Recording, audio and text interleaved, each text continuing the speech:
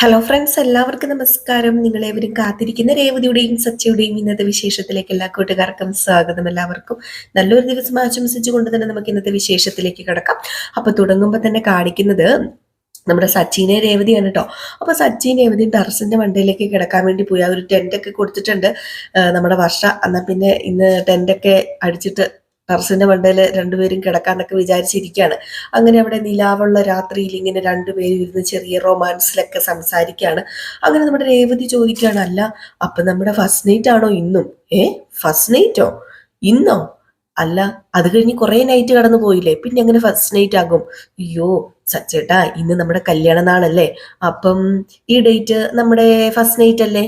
ഓ, അതുകൊണ്ടാണല്ലേ നമ്മളോട് മുറി കിടക്കാൻ പറഞ്ഞത്. ഇപ്പോഴാ എനിക്ക് മനസ്സിലായത്. ആ, നിങ്ങളെ ബൾബല്ലല്ലോ, ട്യൂബല്ലേ. നിങ്ങളെ എന്തെങ്കിലും മനസ്സിലാക്കണമെങ്കിൽ കുറച്ചു നേരം കഴിയണം, മണ്ടൻ. ഏയ്, ഞാൻ മണ്ടനൊന്നുമല്ല, മനസ്സിലാക്കേണ്ട കാര്യമൊക്കെ ഞാൻ മനസ്സിലാക്കും. അതെ, നമുക്ക് കിടക്കണ്ടേ? ആ, പിന്നെ കിടക്കണ്ടേ, കിടക്കാം. ആ, എന്നാ പിന്നെ നമുക്ക് ടെന്റ് ഇവിടെ ഫിറ്റ് ചെയ്താലോ എന്നും പറഞ്ഞ് ടെന്റൊക്കെ തുറന്ന് അവിടെ ടെന്റൊക്കെ നിവർത്തി ഇങ്ങനെ വെക്കുകയാണ് കേട്ടോ നമ്മുടെ സച്ചി. അതിനകത്ത് ആദ്യം നമ്മുടെ സച്ചി കയറിയിട്ട്, രേവതി വാ രേവതി, എന്നെ നോക്കി നിൽക്കുന്നത്, അകത്തേക്ക് കയറി വരാൻ പറഞ്ഞു. അങ്ങനെ നമ്മുടെ രേവതി പതുക്കെ അതിനകത്തേക്ക് കയറി ചെന്നു കേട്ടോ. എന്നിട്ട് ഇരുന്നു. എന്നിട്ട് പറഞ്ഞു, രസമുണ്ടല്ലോ സച്ചേട്ടാ, ഞാന് ആദ്യമായിട്ടാ ഇതിനകത്ത്. ഓ പിന്നെ, ഞാൻ എന്നും ഇതിനകത്തല്ലേ കിടന്നുറങ്ങിക്കൊണ്ടിരുന്നത്. അതെ, അച്ഛമ്മയുടെ വീട്ടിൽ വെച്ച് രാത്രി നടന്നത് ഓർമ്മയില്ലേ? പിന്നില്ലാതെ, ആ രാത്രി എങ്ങനെ മറക്കും? അന്ന് ആ കൊടക്കകത്ത് ലൈറ്റ് ഉണ്ടായിരുന്നില്ലേ സച്ചേട്ടാ? ഇന്ന് ലൈറ്റ് ഇല്ല. ആര് പറഞ്ഞു ലൈറ്റ് ഇല്ലെന്ന്? ലൈറ്റൊക്കെ ഉണ്ട്, ഇപ്പൊ ഞാനിടാം എന്ന് പറഞ്ഞ് ആ ഒരു ചെറിയൊരു ബൾബല്ല, ട്യൂബ്, അതിങ്ങനെ കത്തിക്കാണ് കേട്ടോ. അതെ, ഇത് മതിയോ? അല്ല, ഇത് സച്ചേട്ടൻ എവിടെ നിന്ന് കിട്ടി? ഇതിന്റെ കൂടെ ഉണ്ടായിരുന്നു, നീ കാണാതിരുന്നതാ. കൊള്ളാമോ? അടിപൊളിയായിട്ടുണ്ട് സച്ചേട്ടാ. അപ്പോഴത്തേക്കും പിന്നെ നമ്മുടെ രേവതി പറഞ്ഞു, എന്നാ പിന്നെ നമുക്ക് കിടന്നുറങ്ങാം. ഏ, ഉറങ്ങിയാ മതിയോ എന്ന് നമ്മുടെ സച്ചി ചോദിക്കാണ് കേട്ടോ. അല്ല, പിന്നെ ഉറങ്ങാതെ? ഉറങ്ങാം, നമുക്ക് ഉറങ്ങാം എന്നൊക്കെ പറഞ്ഞിട്ട് പതുക്കെ നമ്മുടെ സച്ചി വെളിയിലേക്ക് ഇറങ്ങിയിട്ട് ഇങ്ങനെ ചന്ദ്രനെ തന്നെ നോക്കുമ്പോൾ ചന്ദ്രൻ ഇങ്ങനെ തേങ്ങാപ്പൂള് പോലെ ഇരിപ്പുണ്ട് കേട്ടോ. അപ്പൊ രേവതി ചോദിച്ചു, എന്താ നോക്കുന്നത്? ആ, അതെ, ചന്ദ്രനില്ലേ, ചന്ദ്രൻ, നമ്മുടെ ചന്ദ്രൻ. ചന്ദ്രൻ നോക്കി നമ്മളെ ചിരിച്ചു കാണിക്കുന്നു. എന്റെ പൊന്നു സച്ചേട്ടാ, പൊട്ടത്തരം പറയാതെ. ഇതെന്തൊക്കെയാ സച്ചേട്ടാ, മറ്റേ ചുമ്മാ ഈ കുഞ്ഞു പിള്ളേരെ പോലെ. ഏ, നമ്മൾ അതിന് പ്രായമായവരാണോ? നമ്മളും ചെറിയൊരു ടീനേജ് അല്ലേ? ഈ സമയത്താ നമ്മൾ ടീനേജ് ആകേണ്ടത്. അതെ, എന്തിനാണെന്നറിയാമോ ചന്ദ്രൻ ഇപ്പം പുറത്തേക്ക് വന്നത്? നമ്മളെ നിലാവിൽ കുളിപ്പിക്കാൻ വേണ്ടിയിട്ടല്ലേ? എന്തൊരു നിലാവല്ലേ, അല്ലേ സച്ചേട്ടാ? ഓഹ്, അടുത്തൊന്നും ഞാൻ ഇങ്ങനെ ഒരു നിലാവ് കണ്ടിട്ടേ ഇല്ല. ഇത് നമുക്ക് വേണ്ടിയുള്ള ദിവസം തന്നെയാ. സച്ചേട്ടന്റെ മനസ്സിൽ ഇപ്പൊ ഏതെങ്കിലും പാട്ട് വരുന്നുണ്ടോ? പാട്ടൊന്നും വരുന്നില്ല. അല്ല, നിനക്ക് പാട്ട് വേണോ? ഉം എങ്കില് നമുക്ക് പാട്ട് പാടാം. കുഴപ്പമില്ല. അല്ലെ പിന്നെ നമുക്ക് ഫോണിലൊരു പാട്ട് വെക്കാം. കുഴപ്പമില്ല എന്നൊക്കെ പറഞ്ഞിട്ട് അവർ വീണ്ടും ആ ടെന്റിനകത്തേക്ക് കയറി പോയിട്ടോ. എന്നിട്ട് നമ്മുടെ സച്ചിയുടെ പാട്ടും മേളവും കൂത്തൊക്കെ അങ്ങ് തുടങ്ങി. ഏതായാലും ഞാൻ ഇനി കൂടുതൽ പറയുന്നില്ല കേട്ടോ. ഒത്തിരി റൊമാൻസ് ഒക്കെ നിങ്ങൾക്ക് ഇഷ്ടമല്ല ഇന്നലെ നിങ്ങൾ കമന്റ് ഇട്ടിട്ടുണ്ടായിരുന്നു. അതുകൊണ്ട് നമുക്ക് ഒത്തിരി റൊമാൻസ് അങ്ങ് പറയണ്ട. അങ്ങനെ സച്ചി പാട്ടൊക്കെ പാടി അന്നത്തെ ദിവസം അവര് അടിച്ചു പൊളിക്കുകയാണ്. പാട്ട് വേണേ ഞാൻ പാടി കേൾപ്പിക്കാം. ഏത് പാട്ടാന്ന്? നിലാവിൻ്റെ നീലഭസ്മ കുറിയണിഞ്ഞവളേ, ആ പാട്ടില്ലേ, ആ പാട്ടാണ് കേട്ടോ. ആ പാട്ട് നമ്മുടെ സച്ചി ആട്ടോ പാടുന്നത്. പക്ഷെ സച്ചി അല്ല പാടുന്നത്, സത്യത്തിൽ വേറെ ആരോ ആണ് പാടുന്നത്. ഏതായാലും രസമുണ്ട് ആ പാട്ടില്. നമ്മുടെ സച്ചി രേവതിയൊക്കെ ഇങ്ങനെ ഇരിക്കുന്നത് കാണാനായിട്ടും ആ ഒരു ടെന്റിനകത്ത് ചെറിയ വെട്ടമൊക്കെ കാണാനായിട്ട് രസമുണ്ട് കേട്ടോ. ഞാൻ ചുമ്മാ പറയുന്നതല്ല, നിങ്ങൾക്ക് കാണുമ്പോൾ മനസ്സിലാവേ. പിന്നെ നേരം പരപരാ വെളുക്കുന്നു. അപ്പോഴത്തേക്കുമാണ്, അയ്യോ, നേരം വെളുത്തില്ല കേട്ടോ. നേരം വെളുക്കുന്നതിന് മുമ്പ് വേറൊരു സീനുണ്ട്. നമ്മുടെ ചന്ദ്ര രവിയേട്ട എന്നാ പാല്? പാലോ? ഇതെന്താ പാല്? എനിക്ക് പാൽ അങ്ങനെ കൊണ്ട് തരാറില്ലല്ലോ. അയ്യോ, പിന്നെ ഇപ്പൊ രവിയേട്ടന് ഞാന് പാൽ ഓർഡർ ചെയ്താലേ കൊണ്ട് തരാറുള്ളോ? ഓ, പിന്നെ അല്ല, നിനക്ക് എന്തോ എന്നോട് പറയാനുണ്ടല്ലോ. അപ്പോഴത്തേക്ക് നമ്മുടെ അച്ഛമ്മ അവിടെ വന്നിരിക്കുകയാണ്. അപ്പോഴത്തേക്കും അച്ഛമ്മ ചോദിച്ചു, ഇതെന്താ രവീന്ദ്ര, നീ പാലൊക്കെ കുടിക്കുന്നത്? ആ, എന്റെ ഭാര്യ സ്നേഹത്തോടു കൂടി എനിക്ക് പാലൊക്കെ കൊണ്ട് തന്നു. അല്ല, അമ്മയ്ക്ക് പാല് വേണമെങ്കിൽ ഞാൻ കൊണ്ട് തരാം. വാ അമ്മേ, ഒരു ഗ്ലാസ് പാലെടുക്കാം. ഏയ് വേണ്ട രവി മോനെ, നീ ഇവിടെ ഇരിക്കുക, എനിക്ക് ഇവനോട് കുറച്ച് സംസാരിക്കാനുണ്ട്. അപ്പൊ രവീന്ദ്രനും അവിടെ വന്നങ്ങ് ഇരുന്ന്. എന്നിട്ട് രവീന്ദ്രൻ ചോദിച്ചു, എന്താമ്മേ, എന്താണെങ്കിലും പറഞ്ഞു. മോനെ രവി, നീ ഭാഗ്യവാനാ. നിന്റെ മൂന്ന് മക്കളും അവരുടെ ഭാര്യമാരും ഈ വീട്ടിൽ തന്നെ സന്തോഷത്തോടു കൂടി കഴിയല്ലേ. അപ്പൊ പിന്നെ നീ ഭാഗ്യവാനല്ലേ. കല്യാണം കഴിഞ്ഞ് 1 മാസം തികയുന്നതിന് മുമ്പേ ഭാര്യയുടെ കൈയും പിടിച്ച് ഇറങ്ങി താമസിക്കുന്നവരല്ലേ ഇപ്പൊ അധികവും ഉള്ളത്. എന്നാ നിന്റെ മക്കൾ അങ്ങനെയാണോ? അല്ലല്ലോ. അതെ, അമ്മ പറഞ്ഞതുപോലെ ഭാഗ്യം ചെയ്തവർ തന്നെയാ ഞങ്ങള്. ഞാനും ചന്ദ്രയും ഭാഗ്യം ചെയ്തിട്ടുണ്ട്. എനിക്കും സന്തോഷമുള്ള കാര്യം തന്നെയാ മോനെ അത്. ആകെയുള്ളൊരു വിഷമം സച്ചിക്കും ജയവതിക്കും ഈ വീട്ടിലൊരു മുറിയില്ല എന്നുള്ളതാ. മറ്റ് 2 മക്കളും ഭാര്യമാരും AC മുറി കിടക്കുമ്പം ഹാളിലും ടെറസിലും ഒക്കെയാ സച്ചിയും രേവതിയും കിടക്കുന്നത്. അത് കാണുമ്പോഴാണ് എനിക്കൊരു ബുദ്ധിമുട്ട്. എനിക്ക് നല്ല വിഷമമുണ്ട്. അമ്മേ, അവർക്ക് അവിടെ കിടക്കുന്നതിൽ ഒരു വിഷമവും ഇല്ല. അല്ല, ഞാൻ വന്നിട്ട് നിനക്ക് കാര്യമായിട്ടൊന്നും തന്നില്ലല്ലോ. തരണോ? അത് മേടിക്കാൻ വേണ്ടിയാണോ ചന്ദ്രൻ നീ ഇവിടെ നിൽക്കുന്നത്? അത് പിന്നെ അമ്മേ, ദേ നിന്റെ മറ്റ് 2 മക്കളെ മരുമക്കളെ പോലെ ഒന്നും അല്ല അവര്. എല്ലാ മരുമക്കളെയും ഒരുപോലെ കാണണമെന്ന് ഞാൻ നിന്നോട് പലതവണ പറഞ്ഞു തന്നിട്ടുള്ളതാ. എന്നാലും അവൾ അത് കേൾക്കുകയല്ല. ഓ, അത് വിടമ്മേ, ആ കേസ് വിട്. അല്ല, അമ്മ പറയാൻ വന്നത് എന്താണെന്ന് വെച്ചാ പറയേ. അമ്മയെ പോലെ അമ്മ പറഞ്ഞത് ശരിയാണ്. എനിക്ക് വിഷമമുണ്ട്.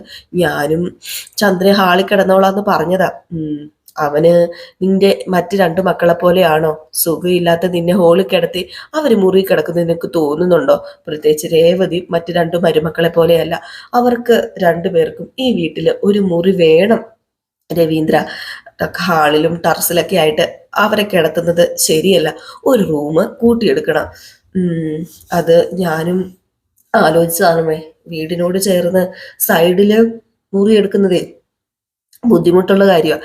മുകളില് മുറി കെട്ടുന്നതായിരിക്കില്ലേ സേഫ്. അപ്പോഴത്തേക്കും നമ്മുടെ രവീന്ദ്രൻ പറഞ്ഞു, ഒരു മുറി കൂട്ടിയെടുത്ത് തരാമെന്ന് വർഷയുടെ അമ്മ പറഞ്ഞല്ലേ. എത്ര രൂപ വേണമെങ്കിലും അവര് ചെലവാക്കാൻ അതിനു വേണ്ടി തയ്യാറാ. പക്ഷെ ഇവിടെയുള്ള ചില ബുദ്ധിയില്ലാത്തവര് അത് വേണ്ടെന്ന് പറഞ്ഞു. അതെ, നമുക്ക് റൂം കെട്ടിത്തരാനേ.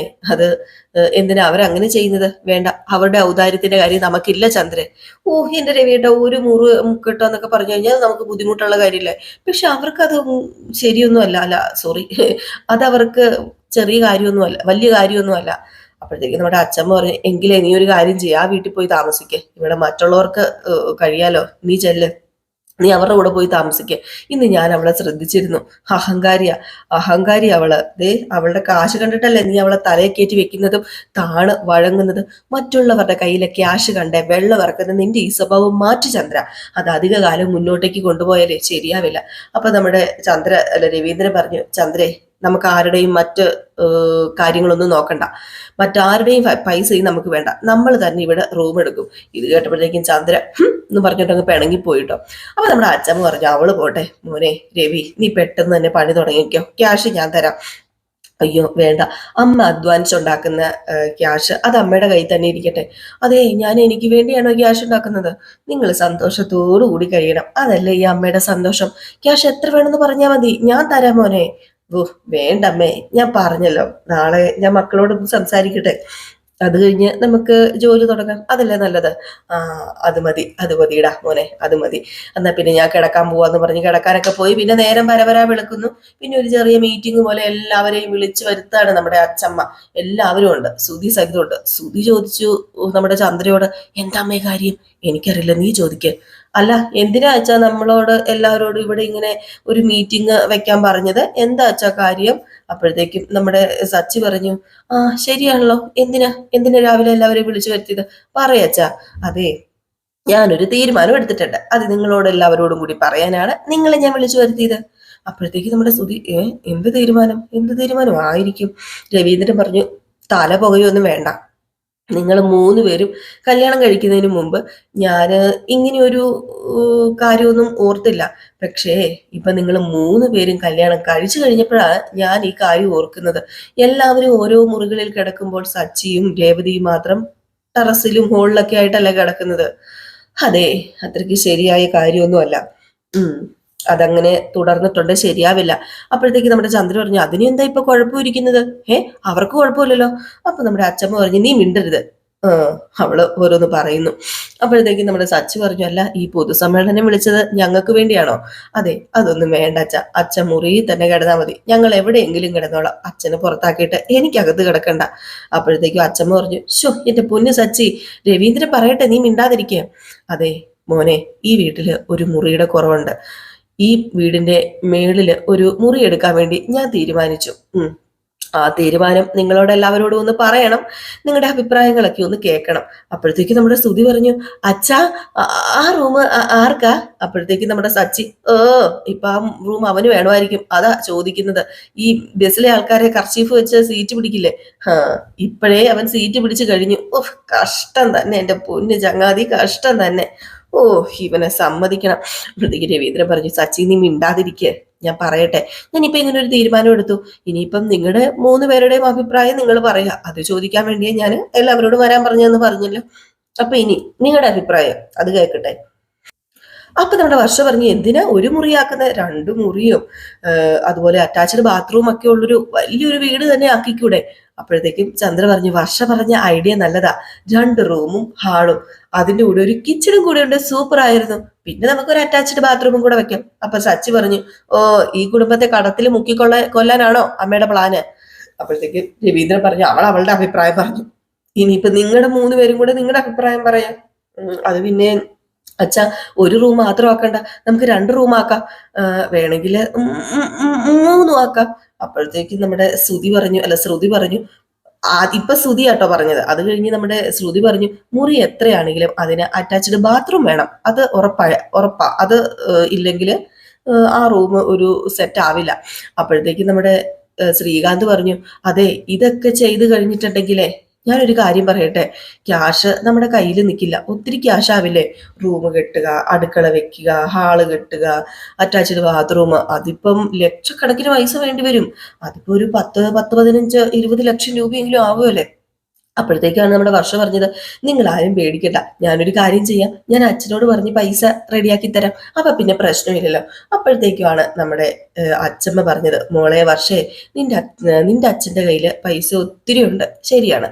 പക്ഷേ നിന്റെ അച്ഛന്റെ കയ്യിലെ പൈസ കണ്ടിട്ടാണോ ഇവിടെയുള്ളവര് ജീവിക്കേണ്ടത്? അങ്ങനെയാണോ? അതാണോ അതിന്റെ ശരി? അപ്പോഴത്തേക്കും, അത് പിന്നെ അച്ഛമ്മേ, എന്റെ അച്ഛന്റെ പൈസ എന്ന് പറഞ്ഞാൽ എന്റെ പൈസയും കൂടെ അല്ലേ, എന്റെ പൈസ എന്ന് പറഞ്ഞാൽ നിങ്ങളുടെ എല്ലാവരുടെയും കൂടെ പൈസയല്ലേ.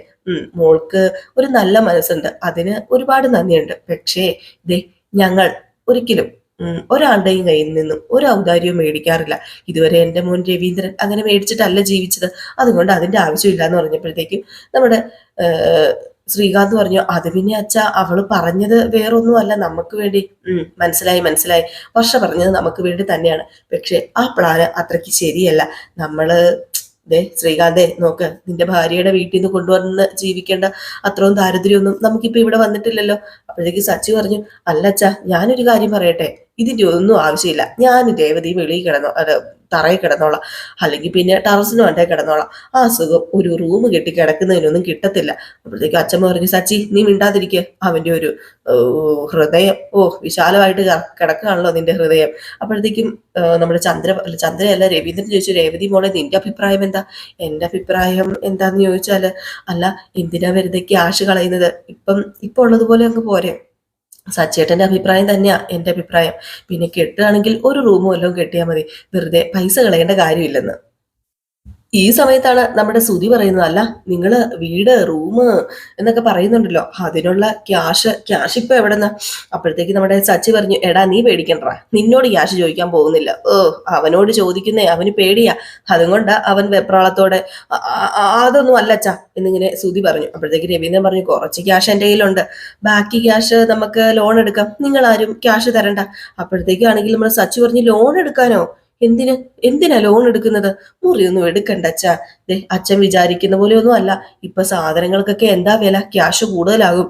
അല്ലെങ്കിൽ തന്നെ അച്ഛൻ ഇപ്പൊ കടമുണ്ട്, അത് പെട്ടെന്ന് എങ്ങനെയെങ്കിലും തീർക്കാൻ നോക്കാം, അതിന്റെ മേലെ വീണ്ടും കടമെടുക്കേണ്ട കാര്യമില്ല. എന്തിനാ വെറുതെ? പറഞ്ഞല്ലോ, റൂമും വേണ്ട, ഒന്നും വേണ്ട. നാളെ അച്ഛൻ മറ്റുള്ളവരുടെ മുമ്പിൽ കൈ നീട്ടാൻ ഇടവരരുത്, അതുകൊണ്ട് മുറിയൊന്നും വേണ്ട അച്ഛാ ഇപ്പൊ.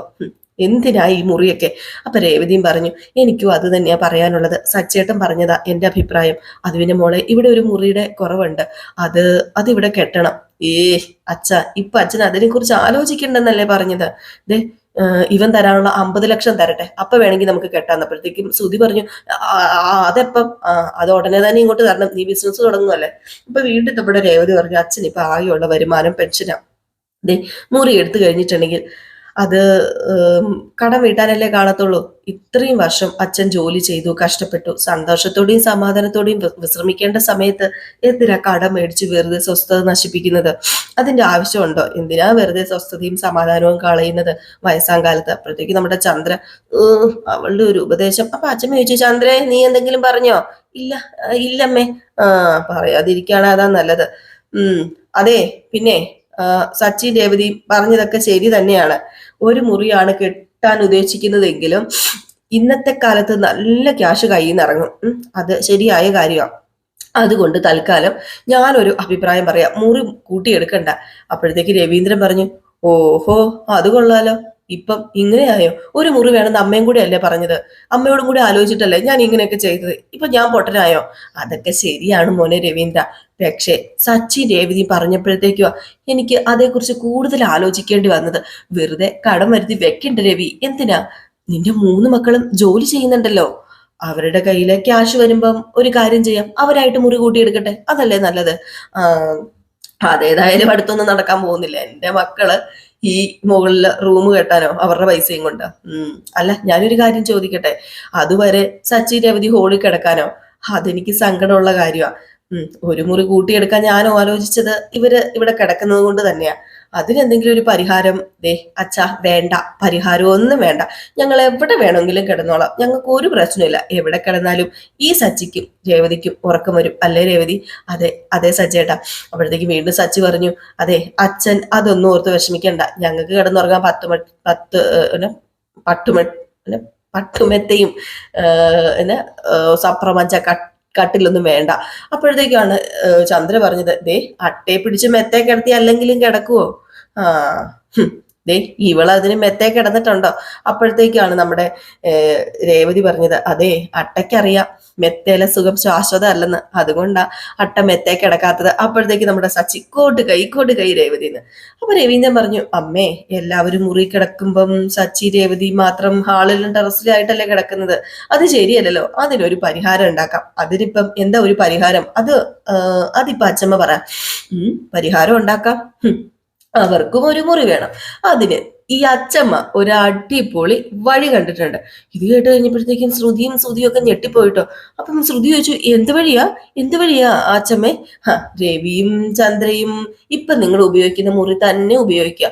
പിന്നെ ഉള്ളത് 2 മുറികളല്ലേ? ആ മുറികളില് നിങ്ങൾ 3 ജോഡികൾ മാറി മാറി കിടക്കണം. അതാണ് ഞാൻ പറഞ്ഞ ഐഡിയ. ഇത് കേട്ട ഉടനെ നമ്മുടെ ശ്രുതി, അതെങ്ങനെ ശരിയാകും? മാറി മാറി കിടക്കാനോ? അതെങ്ങനെ? അപ്പോഴത്തേക്കും നമ്മുടെ ശ്രീകാന്ത് പറഞ്ഞു, ഒരു റൊട്ടേഷൻ പോലെ. അത് തന്നെയാ മോനെ അമ്മ ഉദ്ദേശിച്ചതെന്ന് രവീന്ദ്രനും പറഞ്ഞു. അപ്പോഴത്തേക്കും അച്ഛമ്മ പറഞ്ഞു, അതെ ഞാൻ അത് തന്നെയാ ഉദ്ദേശിച്ചത്, റൊട്ടേഷൻ പോലെ. ഒരാൾ ഒരു ദിവസം കിടക്കുന്നു, പിന്നെ ഒരാള് മറ്റൊരു ദിവസം കിടക്കുന്നു. അല്ല പോട്ടെ, ഒരാഴ്ച നമ്മുടെ സച്ചി രവതിയും കിടക്കുന്നു, ഒരാഴ്ച ശ്രുതിയും കിടക്കുന്നു, പിന്നെ അവരുടെ റൂമിൽ ഒരാഴ്ച നമ്മുടെ വർഷയും ശ്രീകാന്തും കിടക്കുന്നു. അങ്ങനെ ഓരോ ആഴ്ച റൗണ്ട് ചുറ്റി വരുമ്പം എല്ലാവർക്കും ഇപ്പൊ സ്വന്തമായിട്ട് റൂം ആവില്ലേ? ഈ ഐഡിയ എങ്ങനെയുണ്ട്? അപ്പോഴത്തേക്ക് ശ്രുതി പറഞ്ഞു, സച്ചി രേവതി ഹോളിലും ടെറസിലും കിടന്നോളാന്ന് പറഞ്ഞതല്ലേ? ഏയ് ഇപ്പൊ നാം അങ്ങനെ പറയില്ല, അത് നേരത്തെ, ഇപ്പൊ നാം അങ്ങനെ പറയില്ല എന്ന് സച്ചി പറഞ്ഞു. എന്നിട്ട് സച്ചി പറഞ്ഞു, രേവതി അച്ചമ്മയ്ക്ക് തോന്നിയ പോലെ നമുക്ക് എന്തേ ഇത് നേരത്തെ തോന്നിയില്ല? അച്ചമ്മ സൂപ്പർ ഐഡിയ ആണ് കേട്ടോ. ഇനി മുതല് ഒരാഴ്ച സച്ചി രേവതിയും കട്ടിലേല്, ശ്രുതിയും നിലത്ത്. വാവ്, എന്ത് നല്ല ആചാരങ്ങൾ എന്നിങ്ങനെ പറഞ്ഞു. ഇത് കേട്ടത് നമ്മുടെ ശ്രുതിയുടെ സമാധാനം നഷ്ടപ്പെട്ടു കേട്ടോ. ഈ സമയത്ത് ചന്ദ്ര പറഞ്ഞു, അമ്മ എന്തിനാ ഇങ്ങനെയൊക്കെ? ശ്രുതിയും വർഷയും വലിയ വീട്ടിൽ ജനിച്ചു വളർന്നതല്ലേ, അവർക്ക് ഇങ്ങനെ ഹാളിലൊന്നും കിടന്ന് ശീലമില്ല. അയ്യോ ദേ ചന്ദ്രൻ, നീ മിണ്ടാതിരുന്നോ? എന്ത് ബുദ്ധിമുട്ട്? ഒരു ബുദ്ധിമുട്ടും ഇല്ല. അല്ല, ഞാനൊരു കാര്യം ചോദിക്കട്ടെ മക്കളെ, നിങ്ങൾക്ക് ബുദ്ധിമുട്ടുണ്ടോ? ദേ കണ്ടില്ലേ, ആർക്കും ഒരു ബുദ്ധിമുട്ടും ഇല്ല. നീ കൂടുതൽ ബുദ്ധിമുട്ടുണ്ടാക്കാതിരുന്നാ മതി. അവരെ ഏത് വീട്ടിലെങ്കിലും വളരട്ടെ. ഈ വീട്ടിൽ വന്നാല് ഇവിടത്തെ സാഹചര്യങ്ങളായിട്ട് ഒത്തുപോണം. അതാണ് ഒരു യഥാർത്ഥ മരുമകളും യഥാർത്ഥ ഭാര്യയും. രേവതി എങ്ങനെയാ കഴിയുന്നത്, അതുപോലെ തന്നെ മറ്റ് 2 മരുമക്കളും കഴിയണം. അതാണ് വേണ്ടത്. അതുകൊണ്ട് ഇതിന് യാതൊരു എക്സ്ക്യൂസും ഇല്ല. ഈ തീരുമാനം ലാസ്റ്റത്തെ തീരുമാനമാണ്. പിന്നെ ചന്ദ്രേ, ഈ വീട്ടിലെ എല്ലാവരും ഒരുപോലെയാ. എല്ലാവരും ഒരേ കണ്ണുകൊണ്ട് നീ കണ്ടാ മതി കേട്ടോ. എല്ലാവർക്കും ഈ വീട്ടില് ഒരേ രീതികളാ, ഒരേ സ്നേഹമാ, ഒരേ ദേഷ്യമാ, ഒരേ സങ്കടമാണ്. അതുകൊണ്ട് എല്ലാവരും ഒരേപോലെ ഈ വീട്ടിൽ കഴിഞ്ഞോട്ടെ. ചന്ദ്രേ, നീ ആയിട്ട് ഇടങ്ങേറുണ്ടാക്കാൻ പോകരുത് എന്ന് പറഞ്ഞു. അതിൽ ഈ സീൻ കാണിച്ചിട്ടാണ് ഇന്നത്തെ വിശേഷം അവസാനിക്കുന്നത്. അങ്ങനെ അതിനൊരു തീരുമാനം ഉണ്ടായി. ഇനിയിപ്പോ നമ്മുടെ സച്ചിക്കും രേവതിക്കും എല്ലാ മാസവും ഒരു രണ്ടാഴ്ച എങ്കിലും ബെഡും കട്ടിലും കിട്ടും, റൂമും കിട്ടും. അപ്പൊ കാത്തിരുന്ന് തന്നെ കാണും. ഇപ്പൊ അടുത്ത വിശേഷം ഇടാനുള്ളതാണ്. അതുകൊണ്ട് ഞാൻ കൂടുതൽ വാചകം അടിച്ചുകൊണ്ട് നിൽക്കുന്നില്ല. അടുത്ത വിശേഷം നയനയുടെയും ആദർശിന്റെയും കഥയാണ്. അത് കഴിഞ്ഞ് നമ്മുടെ റിയൽ സ്റ്റോറിക്കകത്ത് നമ്മൾ ഇന്നത്തെ അലീനയുടെ കഥയുമായിട്ട് വരാട്ടോ. അപ്പൊ ടാറ്റ ബൈ ബൈ. ഒരു ലൈക്കും കൂടി അടിച്ചിട്ട് പോണേ.